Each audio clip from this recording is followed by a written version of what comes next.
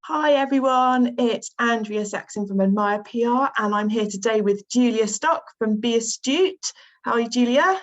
Hello, how are you doing? I am very well. Right, Julia, our first question is, can you just explain to people what you do and about what Bill, your business partner and worldly partner, does as well in the business? The Business Astute, we're business advisors. We use a combination of training, coaching, and consultancy to help our clients grow. We're very interventionist. So we're not the kind of business advisors that go, tell me your problems, and I'm listening, and I'll reflect that back to you and supporting you while you make your own decisions. That's not us at all. We are very opinionated. We will tell people our opinions. We will give robust feedback and help people to kind of get their thoughts together, because that's really useful, bounce ideas off of, and then fundamentally we kind of kick backside, help people to implement that plan. But where we're different from pretty much everybody else that I know of is we actually help do the work. Yeah. In my experience, there's 5 reasons why somebody doesn't do something in business. So it's because they don't have the knowledge, the skills, the confidence. It was a rubbish plan in the first place. You cannot overestimate that one. Or circumstances have changed. Yeah. And it's actually no longer a great idea. Normally, those were the ones that were a bit marginal in the first place.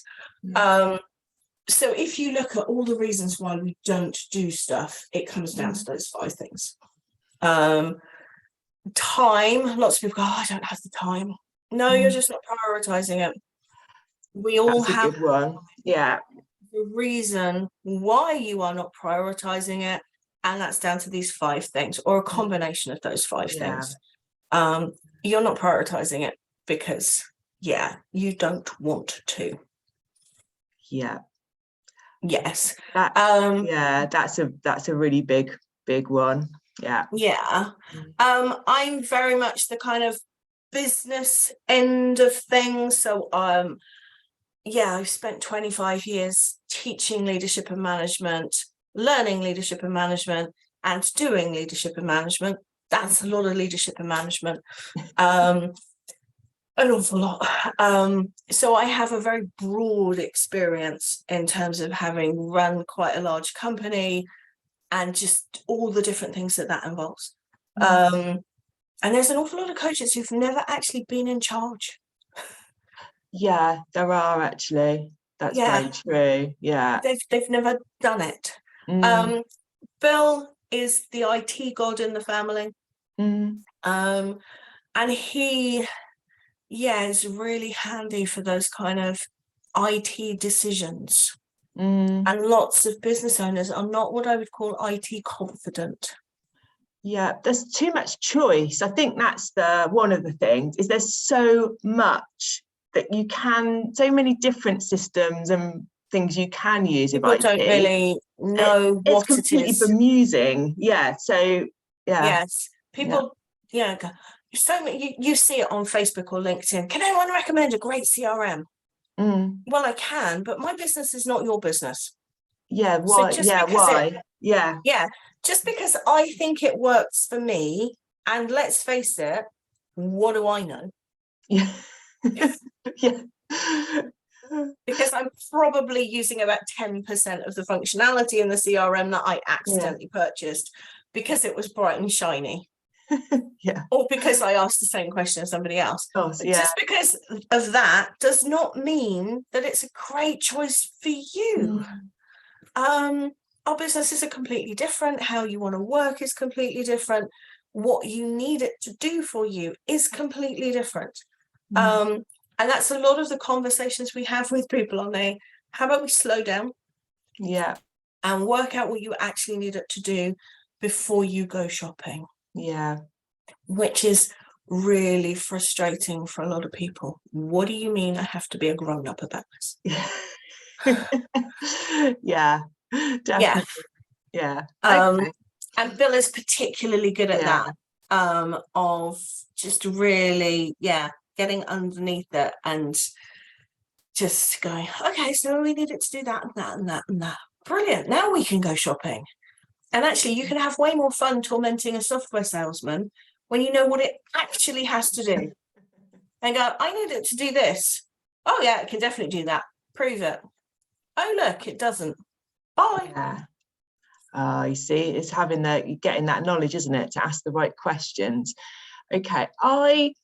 So it's January when we're recording this, and if you spent the time reading the news, which actually even in my job I filter a lot of it, you could feel quite doom and gloom about the way things are for small businesses. Now, I don't actually personally feel that at all at the moment. I'm quite, I feel quite buoyant about the opportunities that are there. But how are your clients and the people that you talk to feeling about 2023 and the times that are ahead of us?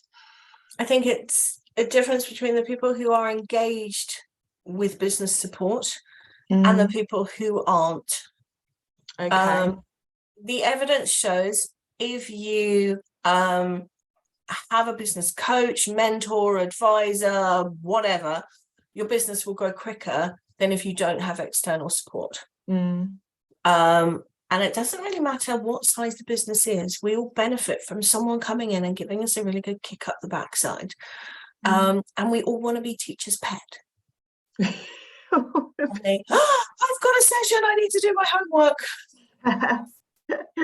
Or, wow, that was such a great session, I'm feeling really motivated. Right, let me go and do that right now because I'm so excited.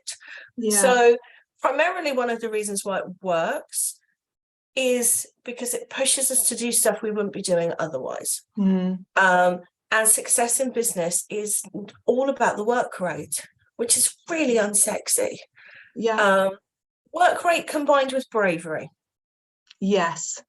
Yeah. And I'm not talking about being massively brave, but I am talking about being a little bit brave. Lots of people have a very passive sales process. I know we talked about it a lot. Like mine. Of sitting back and wait, for some people they almost have to be slapped around the face. Go, I want to purchase from you. That's not business success compatible. So training ourselves to pick up on these things and pushing ourselves to be a little bit braver will have a really big impact. Now that is around things like, for example, setting ourselves networking targets. So for me, I know success happens when I go to 2 networking meetings a week. One's automatically in the diary, the other one I have to put effort into. For each networking meeting, I need to, generate a couple of one-to-ones. I need to be having 4 salesy one-to-ones a week, and things happen from those as long as I'm not meeting with complete random strangers. From there, I need to be booking, intro sessions with people, and if I'm picking the right people, that will convert. I don't need lots to convert. I need a steady stream to convert. So it's about understanding those relationships. How many of one do I have to do in order to generate another? And then it's about making sure you do it. And it doesn't matter how busy you are, I have to make sure I do it. But that's again back to time and priorities, isn't it? We're in business to make a profit. We're in business. But a lot of businesses, mine included, suffer from the fact you get busy. You run out of time. No, we didn't. We ran out of energy. We got complacent. And suddenly that big piece of work comes to an end, and we're going, make the same mistake I make every single time. So it's about recognizing that is a limiting behavior and doing something about it. Yeah. It's easier to do something about it when you've got somebody kicking you, caring about whether you're doing it or not, even though you're paying them to care. Hey Julia, yeah, like, have you done your 2 networking meetings this week and booked your 4 one-to-ones? Yeah, that's the yes. Have you done it? Is it in the diary? Is it happening? What's the outcome of that? Who are you following up with? Yeah. Evidence shows the average customer takes 4 to 5 follow-ups before they will say yes. Yeah. Most people, most salespeople, let alone business owners, stop after 1 or 2. Yeah, and that's their job, right? When they're that is their job, and they finish after 1 or 2. If you think about people like you and me, you know, lots of business owners, but we'll do 1 at best. Yeah, absolutely. And then when you think that, actually, if you're thinking 5, okay, like, yeah, we could try. Yeah, I can try a lot harder. Yeah, but that would be the thing. Literally, if you just phoned people on a more comprehensive basis, you would pick up significantly more business than you're picking up at the moment. Yeah, just from that 1 activity, just because you're phoning more times than the other person. Yeah. So you're showing that you're interested. So it's about, within that phone call, just asking for permission to phone again. Yeah. And do you know what? Something I really learned from Julia, and it's something that I'm implementing more of now, is the phone call. Who remembers phone calls? I mean, here we are on Zoom recording this, but Julia picks up the phone and calls, and usually and knows when I'm cooking the kids' tea and I've got my phone, usually got Audible on, so my phone's there, and it's like, I only need a minute, and it's done, and it saves on yet another email, which will then be ignored, because emails are so easy to ignore, aren't they? You want to use a variety of different methods, and you want to use a different method each time you're trying to contact somebody. There's nothing, I don't personally like leaving voicemails, because that reduces my opportunity to phone back. Yeah, I've actually got 4 voicemails I haven't listened to at the moment that came in, and like, that's like on my list. I tend not to listen to the voicemails. I tend to just phone the person back. Phone the person. Listen to my voicemail. No, I just phoned you. No, exactly. I've got more stuff to do in my life. Well, no, it's just, you phoned me. So I'm going to phone you back and have a conversation, because it will be better than just listening to your voicemail, unless I don't think you're very interesting as a person. There you go. That's my task today, to phone the 4 people back who left me voicemails. I don't know what they're about, so that's fine. I'll find out. Well, you know, they've probably forgotten. They may well have done, because it was from Friday. So there we go. We're recording this on a Monday. And yeah, it's the follow-up. But it's also about having a system for your follow-ups. Yeah. Because you don't have to follow up with everybody. For me, I have my book. The people who I need to follow up with go in my book in the week that I need to follow up with them. So I've got 3 people in for this week, and I give myself until the end of the week in order to pull it off. That's a system. It's a simple system. You don't need anything like no, and for really teeny tiny businesses, you know, people beat themselves up on the, I don't have a CRM. Do you actually need a CRM? Because, you know, if you've only got 5 clients, and there's nothing wrong with only having 5 clients, you don't really need a CRM to know who they are. No. I would think all of your clients, their contact is in your phone. They're on speed dial, because it's that close relationship that you have with them. They're all in your email system already. What's the CRM adding? Apart from a fantastic excuse for IT-led procrastination, while you make that CRM system beautiful, playing around with getting data into it. That's you see, that's the thing at the moment. So we don't have a CRM at the moment, because it's like we haven't really needed one to this point, and this is going to be a Bill conversation that I have, but Bill has actually managed to get me using some technology which I needed to do project management, and that would be the point. It's about finding the technology for the problem that you actually have, as opposed to the technology for the problem someone else is telling you that you have. Yeah, or someone else has got, as you said at the start, every business is different. So one of the workshops we do is called 6 Numbers to Run Your Business, which is based on understanding the questions you need to be able to answer as a business owner for your personal business. So the questions you need to be able to answer really quickly and easily to be able to understand how your business is going are completely different from the questions I need to. Yeah. So the logic is, even the biggest business potentially only has 6 key numbers that they run every day. We need to know what those numbers are, and we need technology that can instantaneously, in real time, answer those questions. Yeah. In order to give us the opportunity as the business owner to then take action. So understanding what those numbers are, how you're doing it, makes a massive difference. And that then impacts on the technology that we're choosing. So again, when we're working with people on supporting them with their technology journey, it's really about understanding what are the questions you need to be able to answer. Yeah. And does your system, or this system that you're proposing adopting, answer those questions? Yeah. If it doesn't, don't buy it. No, move on. Yeah. Yes. Yeah. Go find something that will. Yeah. But don't waste your time on this one because it's no use to you. Yeah. Okay. So this has been really helpful. So what we're saying to the businesses out there is you need to have somebody in your life who is a support and also going to hold you accountable.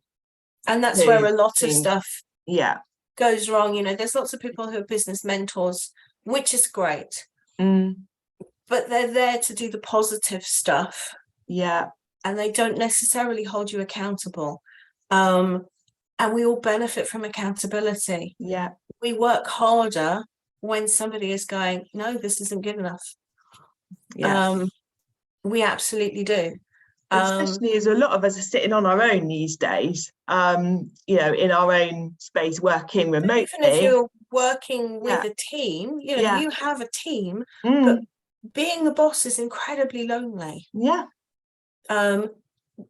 You can be friendly with your team, but you're never going to be friends with your team. Yeah. Or you might delude yourself that you're friends with your team, but they always see you as the boss. Yeah. And they expect you to know what you're doing. Yes. They can easily spot that you don't know what you're doing. You're out of control. And that reduces their respect for you. Yeah. If we want to be respected, we have to deserve the respect. And it's not just because we're paying their bills. Yeah. We have to be good enough. Yeah. And an awful lot of business owners aren't necessarily great role models. Yeah.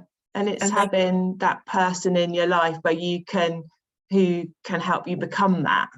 Yeah. 2/3 of small business owners have never run a business before. So why do we expect them to be amazing at it from day one? Yeah. Or you may have, I've run a business before, but it was a much bigger scale. So one always had staff, darling. Yeah. And you can have all the great sales and marketing ideas in the world when somebody else is the one picking up the phone, writing the email, and you're just sitting back going, my God, I'm a genius. And then you start running your own business and go, oh no, I'm not. Yeah, it's quite a humbling experience. It is a humbling experience. Yeah, it is. Good for the soul.